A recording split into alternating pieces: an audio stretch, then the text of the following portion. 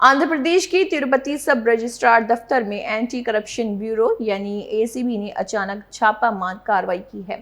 गुज़िश्ता रात की गई तलाशी के दौरान हुकाम ने 2,48,000 रुपए की गैर हिसाबशुदा नकदी जब्त की।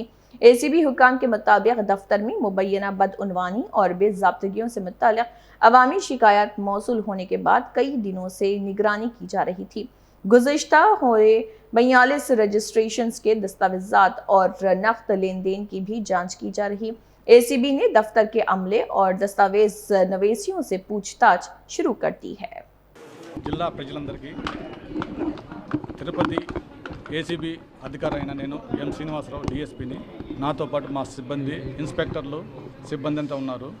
ఈరోజు మేము తిరుపతి పట్టణంలోని సబ్ రిజిస్టర్ ఆఫీస్ మీదకి ఆకస్మిక తనిఖీకి వచ్చాము। ఈ సబ్ రిజిస్టర్ ఆఫీసు తిరుపతి మీద అనేక ఆరోపణలు వచ్చినాయి, బ్రైబ్ ఆరోపణలు వచ్చినాయి।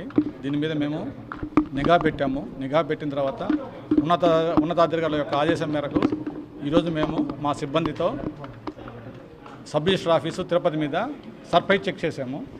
ఈ తనిఖీలో భాగంగా మాకు 2,48,000 రూపాయలు మాకు అన్అకౌంటెడ్ క్యాష్ ఈరోజు మాకు స్వాధీనం చేసుకున్నాము।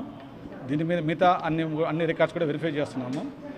ఈ సబ్ రిజిస్టర్ ఆఫీసులో కనుక ఎవరన్నా లంచాలు అడిగిన ఎట్లా మాకు నిర్భయంగా మనకు తిరుపతి ఏసీబీ ఆఫీస్కి మీరు ఫిర్యాదు చేయవచ్చు।